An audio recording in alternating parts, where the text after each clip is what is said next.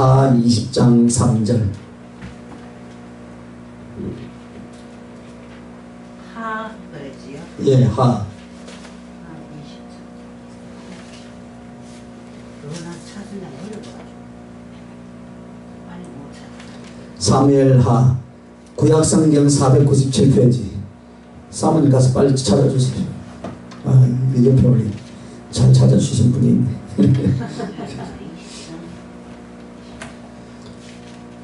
사무엘하 20장 3절. 다 찾으셨으면 아멘.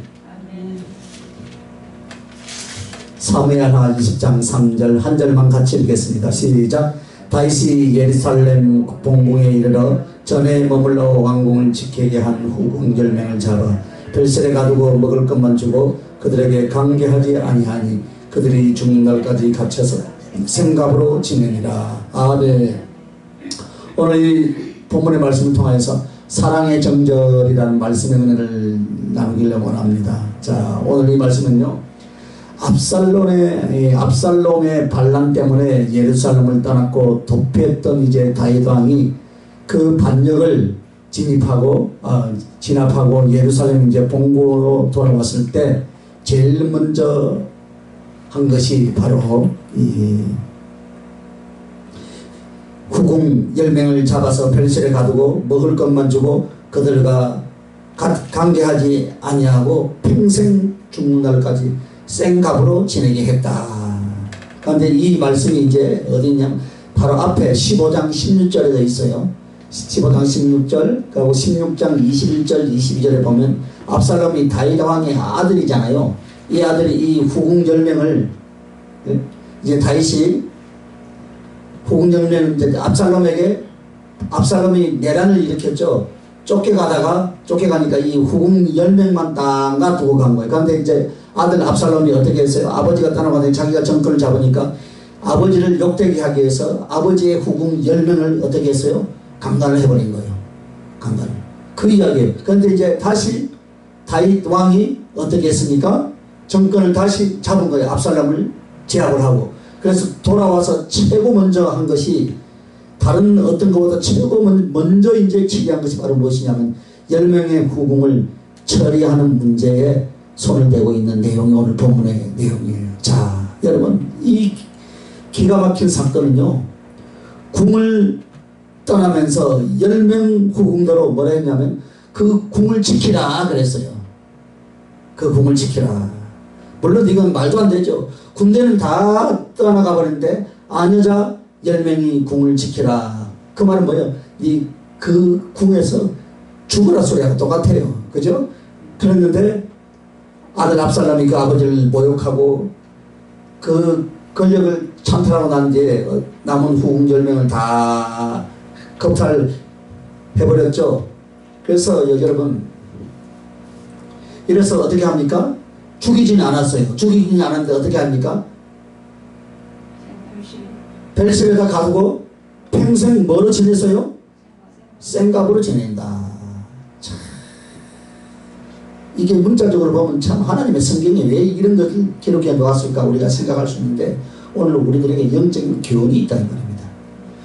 우리들에게 어떤 내용을 하나님은 말씀하시려고 할까? 자, 다윗은 자기의 그 치리한 그 부분을 소개하려고 굳이 이 성경에다가 이것을 기록하지는 않았을 거예요. 그죠? 이 성경 말씀을 주의 음성으로 받는 그의 백성으로 그 백성들로 하여금 이 말씀이 주어졌을 텐데 그래서 말씀의 제목이 사랑의 정절. 할렐루야. 사랑의 정절이다. 성도에게 있어서 가장 크고 중요한 것은요, 주님께 대한 사랑인 줄 여러분 믿습니까? 그 사랑 중에도 가장 주님이 기뻐하시고 아름답게 받는 단어가 사랑의 정절이잖아요. 정절. 얼마만큼 많은 것으로 섬겨 사랑했더라. 얼마만큼 열렬하게 따라다녔더라. 그런데 정절은 없더라. 그러면 좋아해요? 안 좋아해요? 안 좋아하죠. 그죠? 남편이라면 절대로 그런 아내를 기뻐하지 않습니다. 그것처럼 우리 주님도 우리와의 사랑에 있어서 당신이 먼저 우리를 사랑하는 그 정절을 진실로서 우리에게 이루어 가시는 거예요. 그분의 사랑의 정전은 어디서 완전히 이루어졌습니까? 십자가에서 완전히 이루어지신 줄 믿으시면 두 손 들고 하면 할렐루야. 그래서 오늘 이 본문을 통해서 우리가 할 것은 상급과 심판이 있다는 거예요. 하나님 앞에 사는 인생이라는 것은 지금 당장 눈에는 주님이 보이지 않는 것 같지만 그 하나님의 거룩한 사랑과 능력과 섭립 속에서 인생을 살고 하나님 앞에 살았던 인생은 반드시 심판이 아니면 상급으로서 상급을 받되 어떤 상급을 받을 것인가, 그것이 결정이 되는 줄 믿습니다. 자, 그래서 오늘 이 압살롬의 반역을 진압하고 돌아온 다윗 왕은 구속사적으로 해석으로 볼 때 우리에게 어떤 교훈을 주시냐면은, 압살롬의 반역은 하나님의 자녀였으나 그 사랑이 하나님을 반역하고 대적한 모든 인류의 범죄를 의미한다 이 말이에요. 압살롬은 다윗 왕의 친자식이었죠, 그죠? 그러면 인간들은 누구입니까? 인간들은 하나님께서 친히 그 품 속에서 그 심령, 그 거룩한 영 안에서 창조해 내신 하나님의 친자녀인 줄로 믿습니다. 그런데 그 백성들이 태어나면서부터 어떻게 했어요? 아담의 범죄에 참여한 바 되어서 역시 자연을 보거나 양심 안에서 혹시 하나님의 진리를 세상에 증가하는 것을 통해서 볼 때 딱 보니까 우리는 죄인이더라 이 말입니다. 할렐루야. 우리는 죄인이었어요. 자, 하나님 앞에 돌아올 수 없었어요. 그런데 하나님께 순종으로서 사랑하고 살아갈 수 있는 것만 모든 인류는 하나님 앞에 범죄함으로써 반역하고 대적하는, 마치 다윗 왕의 친아들 압살롬의 반역과 똑같다 이 말이에요. 그중 우리들 자신도 죄된 삶, 죄악된 삶, 이런 인생으로 결국 아비 되신 우리 주님의 심장이 어떻겠습니까? 단창을 던진 압살롬의 반역과 같은 것이다 이 말입니다. 그러니까 아들이 아버지를 반역하잖아요, 그죠? 그게 곧 우리가 여호와 하나님, 나의 주님께 단창을 던진 그와 똑같다 이 말입니다. 성경 전체에는 예수 그리스도가 나타나 있죠, 그죠? 예? 직접적인 언급으로도 나타나 있고 또 영적인 비유로 혹은 상징과 여편으로서 성경 어디를 다 살펴보시기 바랍니다. 거기는 예수 그리스도가 있어요. 할렐루야. 전부 다 예수님이 나옵니다. 그리고 그 예수님의 구원을 중심으로 한 사랑, 희생, 충성, 회개, 이런 것들이 성경 전체에 나와 있습니다. 우리는 다윗 왕의 이야기가 나오고 무슨 상관이며, 또 거기에 하나님이라는 단어가 빠져있는 압살롬, 그 왕자가 다윗 왕을 반역하고 달려든 일, 이것이 또 우리하고 무슨 상관이 있겠습니까? 그죠? 그렇게 생각하면 성경은 아무런 우리에게 생명을 주지 못합니다. 그런데 이것은 바로 이런 교훈을 가지고 있는 것입니다. 그러므로 압살롬은 바로 누구라고요? 내 모습이에요. 내 모습. 주님을 업신여기며 하나님을 대적하고 죄 가운데 살았던 나의 모습이 아버지를 죽이고자 달려들었던 압살롬과 같은 죄악의 질이다 이 말입니다. 그리고 또 반역이 진압이 되고 예루살렘의 다윗이 본궁으로 이제 곧 돌아오게 되죠, 그죠?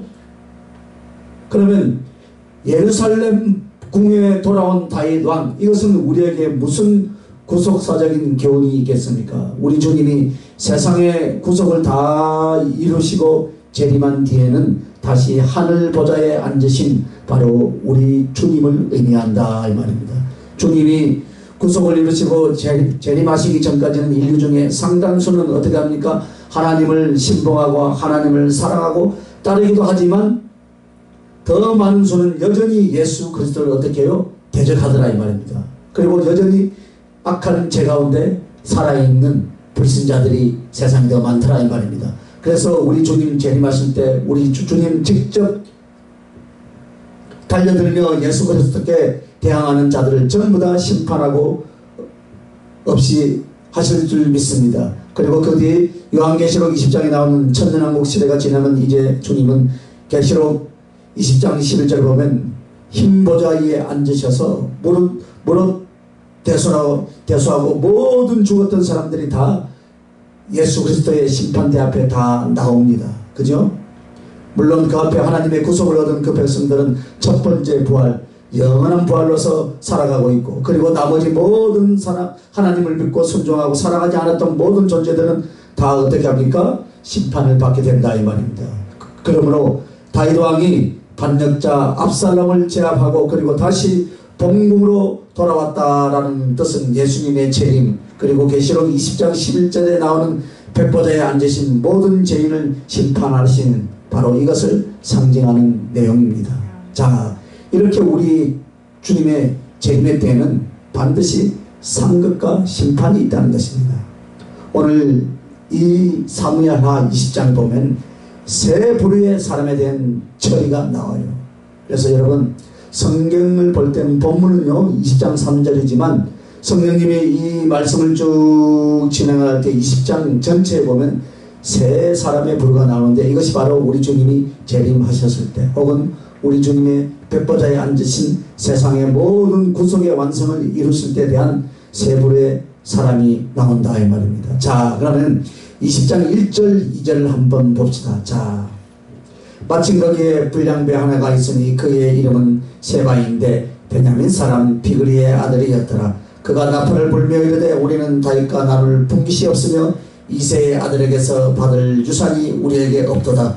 이스라엘아 각각 장막으로 돌아가라 하매 이에 온 이스라엘 사람들이 다윗 따르기를 그치고 올라가 비그리의 아들 세바를 따르나 유다 사람들은 그들의 왕과 합하여 요단에서 예루살렘까지 따르리니라. 자, 이 말씀은요 여러분 예수 그리스도가 왕이 되어 오시는 것을 지극히 반대하는 적그리스도를 따르던 모든 이 땅의 대적자들을 가리켜서 상징하고 있어요. 신기하지 않습니까? 여러분 지금 여러분 이 말씀 들으면서 놀라야 돼요 지금 이거는. 예? 사무엘하 20장에 지금 요한계시록의 그 20장에 나온 심판에 대한 적그리스도에 대한 내용이 지금 나오고 있다는 말입니다. 이게 주님 재림 때 일어날 일이에요.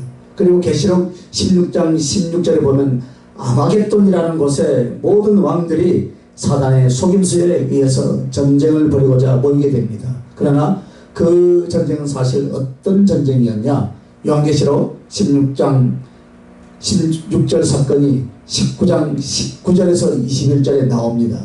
그래서 재림하는 예수님을 대적하기 위한 것입니다. 그러나 재림하는 예수님에 의하여 짐승이 잡히고 적그리스도가 잡히고 그때 사단의 미혹을 받아서 예수 그리스도를 대적하며 적그리스도와 연합했던 세상의 지도자나 군대가 다 섬멸하는 장면이 나옵니다. 자, 그러면 다윗이 다시 왕위로 돌아올 때 그것을 반대하여 이스라엘 사람들을 전부 다 흩어버리고 자기를 쫓겼던 세바는 무엇에 대한 상징이에요? 적그리스도와 재림한 예수를 대등한 존재들에 대한 상징이다 이 말입니다.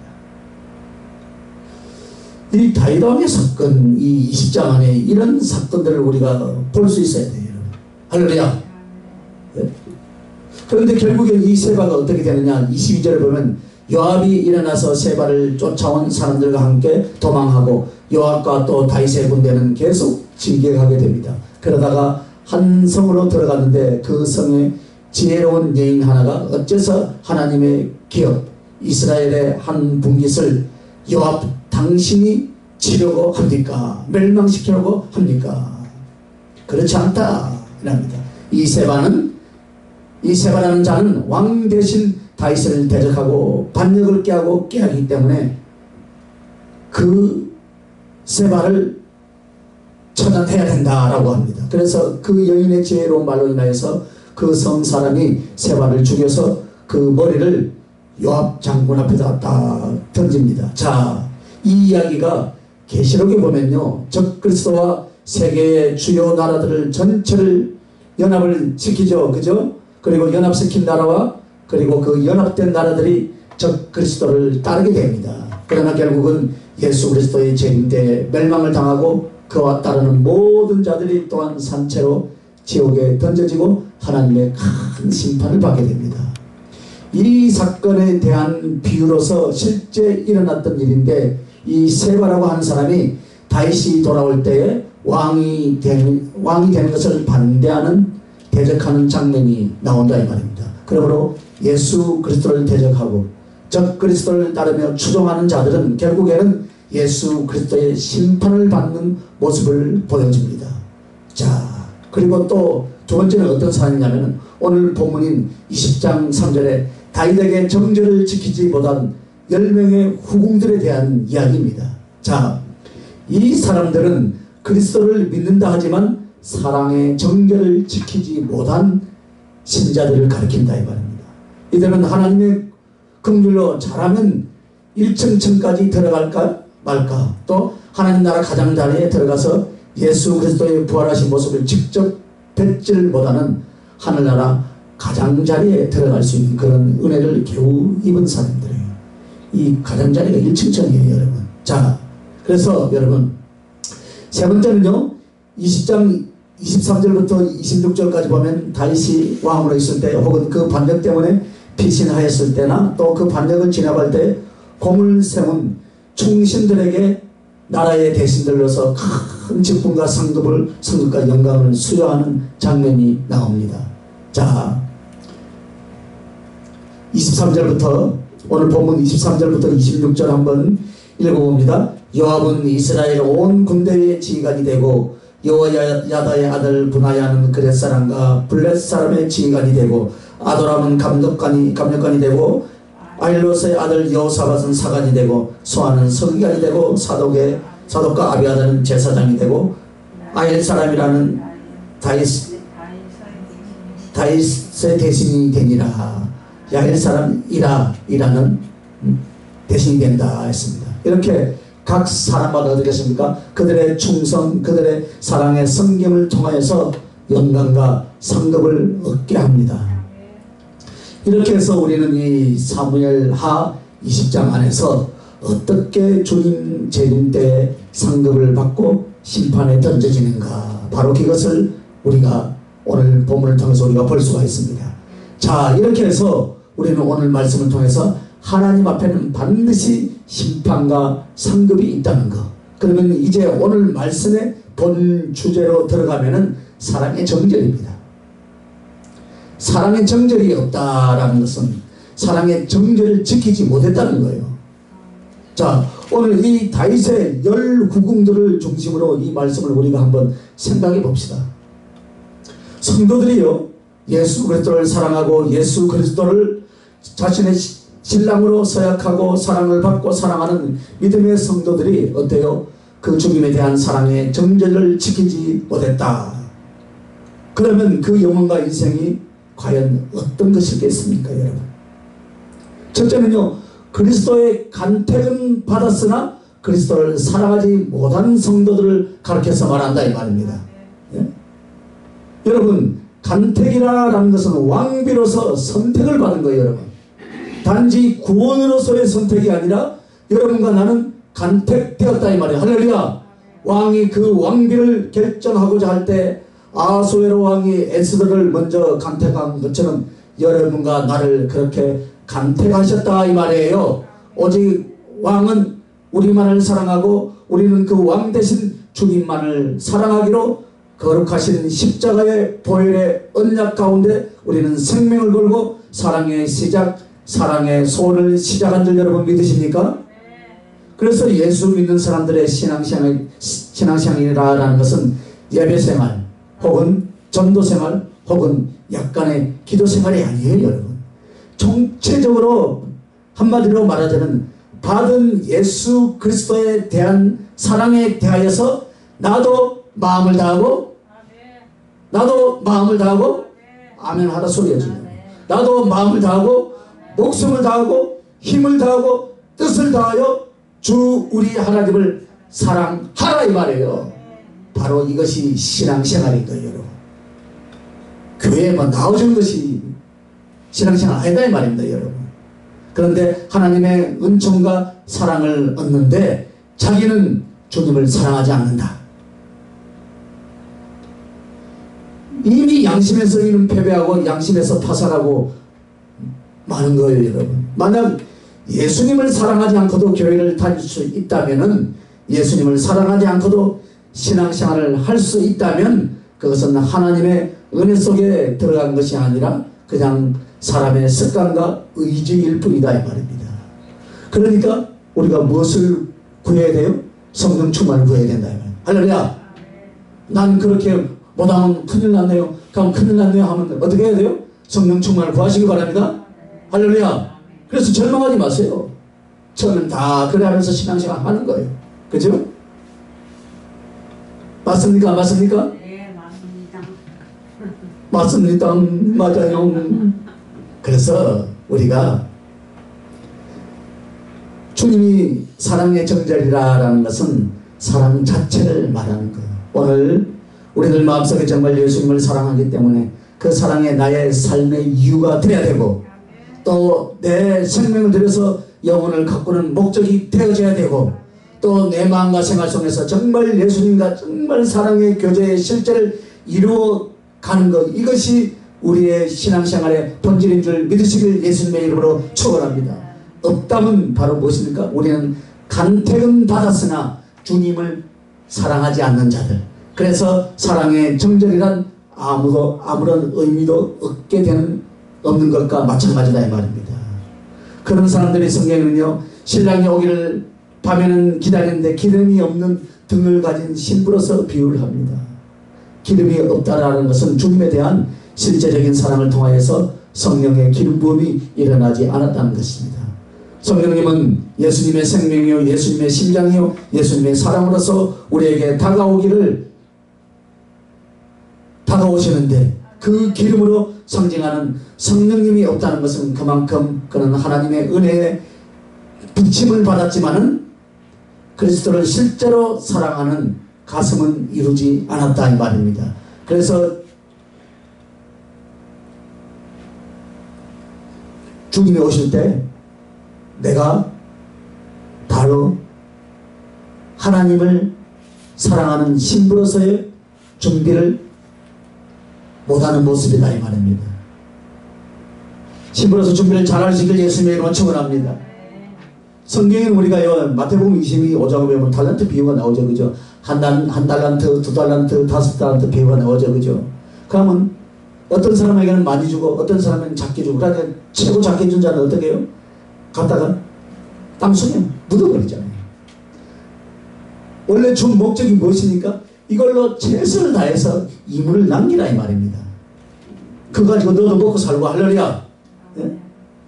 그런데 한 달란트를 받은 사람은 자기의 주인을 위해서 일하지 않고 숨겨버렸어요.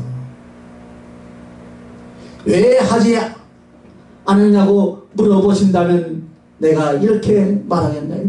내가 이러다가는 자식 새끼 학교도 못 보낼 것 같고, 내가 이러다가는 굶어 죽을 것 같고, 그러니까 세상에도 빠지도 못하고 신앙에도 빠지지 못하고 양다리 딱 걸치고 있으면서 이랬다 저랬다 한다 이 말입니다. 그래서 주님, 내가 이러다가 만약에 신앙도 못 지키면 어쩔 뻔했습니까? 차라리 이거 하나님이 또 도와주실지 안 도와주실지도 모르는데, 내게 능력 주실지 안 주실지도 모르는데, 다들 보면요, 주의 종으로 가려고요, 개척교회 한다 할지라도 가만 보니까 다 지질이 고생하고 이런 것만 본다 이 말입니다. 그렇게 차라리 범죄하느니 그냥 내가 팽신도로 살아야 되겠다. 여러분, 이것이 바로 한 달란트예요. 여러분 몇 달란트 받았습니까? 하고 물으면 뭐라고 대답을 하시겠습니까? 5달란트 받은 자 맞지요? 아이, 이제 아멘. 자신있게 아멘 하세요. 아멘. 5달란트 받은 자들 맞지요? 예, 그래야 내가 설교하는 사람이 좀 편하지.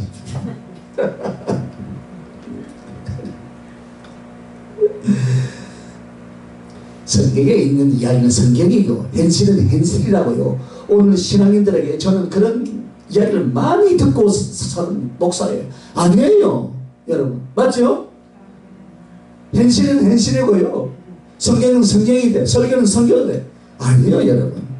왜 여러분에게 성령을 부어주셨습니까? 이 험난한 세상, 그런 세상을 이기고 승리하라고 성령을 부어주신 것이에요 여러분. 할렐루야. 예? 주님 앞에 우리는 범죄치 않아야 된다 이 말입니다. 할렐루야. 그러나 그것은 오직 하나님을 사랑하는 주님, 오직 우리 주님에 대한 사랑이 전혀 없는 그런 가슴이 바로 한 달란트 받았던 자의 변명입니다. 왜 주님을 위해서 못 사는가 여러분? 세월이 짧아서? 힘이 없어서? 물질이 모자라서? 아니에요 여러분.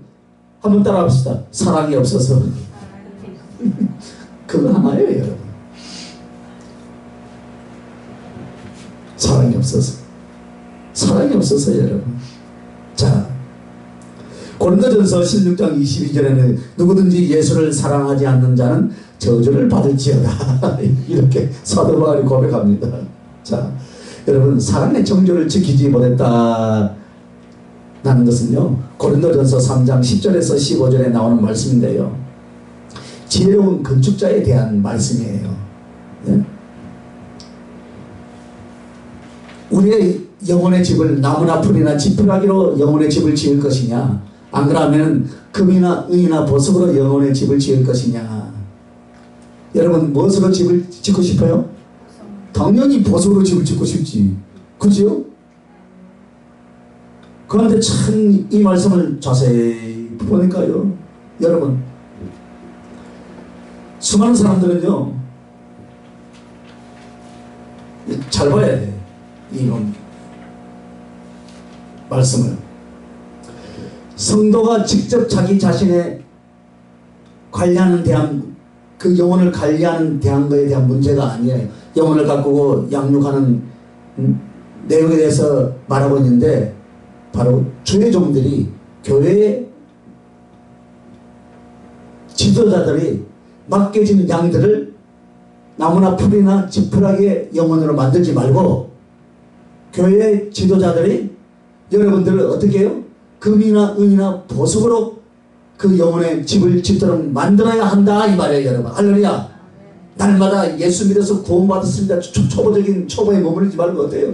헌신도 하게 만들고, 아멘단에 충성하게도 만들고, 예? 주를 위해서 순교하게도 만들고, 겨우 예배나 겨우 드리게 하는 그런 신앙으로 만들어서 안 된다 이 말입니다. 예? 제가 여러분에게 강하게 하지 못한 이유가 무엇인 줄 아닙니까? 강하게 하면 삐침 해버린대. 삐침. 그래서 어느 날 보면 성경책이 최고 앞에 있다가 다음 칸으로 갔다, 그 다음 칸으로 갔다가 최고 뒷자리로 갔다가 어느 날 보면 없어지고 없어요. 점점 앞으로 더 오시길 바랍니다. 할렐루야. 점점 더 앞으로 와야 돼요 여러분. 여러분은 사랑의 정결을 지키지 못했다는 거, 여러분, 육신의 소욕을 따라서 세상으로 치우쳤던 형식적인 그리스도인들을 말한다 이 말입니다. 할렐루야. 그래서 이 고린도전서 3장 말씀이에요. 목회자들이 수고한 것은 얼마만큼 많은 사람이 집회에 참석하고 교회당을 얼마나 멋지게 하고 인테리어를 어쩌게 멋지게 하는데 그것을 보는 것이 아니에요. 그 중에서 금과 은과 보석같이 만들어진 영혼을 얼마만큼 하나님 앞에 양육했느냐. 할렐루야. 이걸 보시는 거예요. 그래서 저 부산에 가면 수영로교회 그 정필도 목사님 소천하셨지만 그 수영로교회가 보면 주의 종들 제가 볼 때는 대한민국에서 최고 많이 배출하는 교회 같아요. 선교사를 최고 많이 배출하고, 한 10몇 년 전에 5,000명이었다는데 선교사를 파송하고 후원하는 교회. 그럼 거기서 주의 종들도 얼마나 많이 배출됩니까? 그러니까 그 교회가요, 부산에서요 최고 부흥하는 교회잖아요. 부산에 10,000명이면요 서울에 10만 명하고 맞먹는 거예요. 부산이 그만큼 전도가 안 되는 지역에서 그 정도 큰 교회를 한다는 건, 그래서 아, 주님 그걸 보시는구나. 할렐루야. 그걸 보시는구나. 예? 그래서 여러분, 금이나 보석 같은 성도들을 많이 만들어야 돼요. 그런 성도들을 만들어서 하나님의 나라를 만들고 하나님의 성전을 만들어야 할 줄 믿습니다.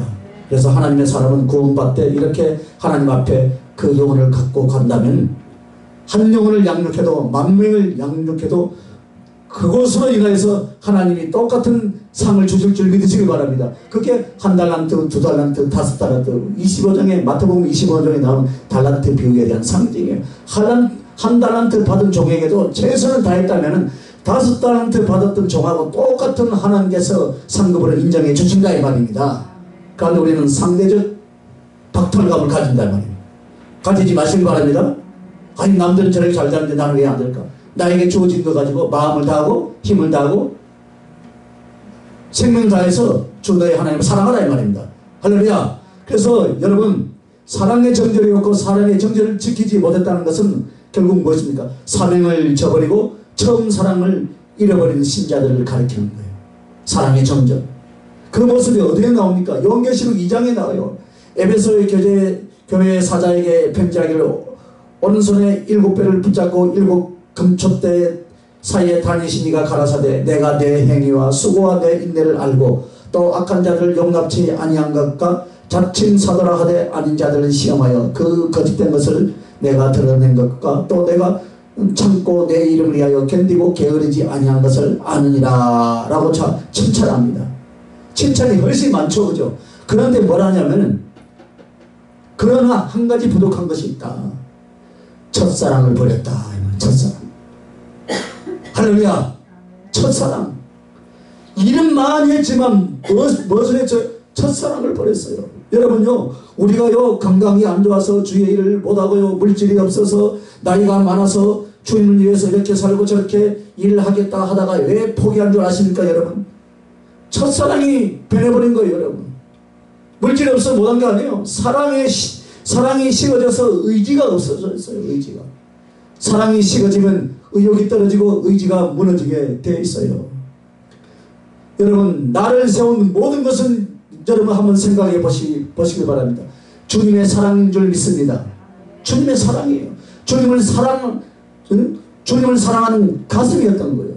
그래서 그 처음 사랑이 끝까지 유지되지 않는다면은 결코 어떤 때 어떤 능력 어떤 도움 앞에도 그리스도를 향한 사랑의 충성 사랑의 그 길을 가는 것이 이어질 수 없다 이 말입니다. 오늘 우리는 사랑 때문에 사명을 갖고 사랑 때문에 그 사명을 이루게 될 줄로 믿습니다. 반대로 사명을 내려놓을 때는 예수님에 대한 사랑마저 내려놓게 되는 거예요. 그래서 사랑과 사명이란 뗄 수 없다 이 말이에요. 할렐루야. 그래서 에베소 교회 그러므로 우리는요 우리 첫사랑이 회복될 수 있길 예수님의 이름으로 축원합니다. 그러므로 우리에게 디모데후서 4장 10절에 나오는요 사도 바울의 슬픈 이야기가 아주 큰 찔림이 됩니다. 대만은 이 세상을 사랑하여 나를 버리고 데살로니가로 갔고. 여러분 이야기 아니죠? 얼마나 사랑했고 얼마나 큰 은혜에 붙잡혔으면 사도 바울의 동력자가 됐겠어요. 그러나 그는 결국 자기 인생과 가족 혹 세상의 일들을 이기지 못합니다. 왜 그렇게 불붙은 성령의 은혜로 말미암는 진리 속에서 그리스도에 대한 사랑이 식어버린 거예요. 세상을 사랑하게 된 이유, 세상을 염려하게 된 이유 오직 하나예요. 주님에 대한 사랑이 식어버렸기 때문입니다. 여러분 우리는 사랑의 정절을 지켜야 할 줄로 믿습니다. 오늘 이 후궁 보세요. 이 성전을 지켜라, 이 궁을 지켜라 하니까 어떻게 했습니까? 결국은 거기서 아들 압살롬에게 백주 대낮에 모욕을 당하고 결국은 벨간에 갇혀서 영원히 생갑으로 살더라. 여러분 하늘나라 가서 여러분 영원히 생갑으로 살고 싶습니까? 아니죠. 그죠? 이 땅에서도 지겨워 죽겠는데 그죠? 혼자 산다는 거. 혼자 살라니까 모든 생활을 책임져요. 그러나 하늘나라 가서는 어떻게 해요? 우리 주님이 여러분을 왼팔로 베게 해주고 오른팔로 안아주는 그 축복이 여러분에게 임할 수 있길 예수님의 이름으로 축원합니다. 아멘. 그래서 이 땅에 그 후궁들이 다윗 왕을 향한 사랑의 정절을 지키지 못하니까 다윗이 다시 왕위를 차지하고 왔을 때, 그 왕궁에 돌아왔을 때 그들은 왕비로서 궁 안에 있기는 있었으나 다윗 왕을 친히 보지 못하는 벨궁에서 어떤 모습으로 있어요? 생갑으로 있었다 이 말입니다. 여러분은 생갑으로 있지 말고 주님을 가장 사랑하는 주님의 왕후로 여러분이 그렇게 하늘나라에서 그런 모습으로 살아갈 수 있길 예수님의 이름으로 축원합니다. 기도하겠습니다. 하나님 감사합니다. 오늘 이 사랑의 정절, 우리가 주님 앞에 어떤 모습으로 서야 할 것인가를 다시 한번 깨닫게 해주시면서 요한계시록 말씀과 이어지며 어떻게 이 나라, 이 하나님 나라에서 최후의 상급과 영광이 있다는 것을 깨닫게 해주시니 하나님 감사합니다. 이 땅에서 수고하고 애쓰는 이 주를 향한 사랑의 정절을 지켜간다는 것이 너무나 힘들고 어려운 세상 가운데서 신앙생활을 한다는 것이 너무나 어렵지만 내 구주 예수님만을 사랑하며 그 주님만을 찬양하기를 다시 한번 결단하오니 아직도 우리에게 연약한 부분이 있고 성령 충만하지 못한 부분이 있다면 성령이여 우리를 붙들어 주시고 하늘로부터 오는 성령의 충만함을 우리의 영혼과 삶 속에 충만케 부어 주시옵소서. 감사하옵고 거룩하신 우리 주 예수님 이름으로 기도하옵나이다. 아멘.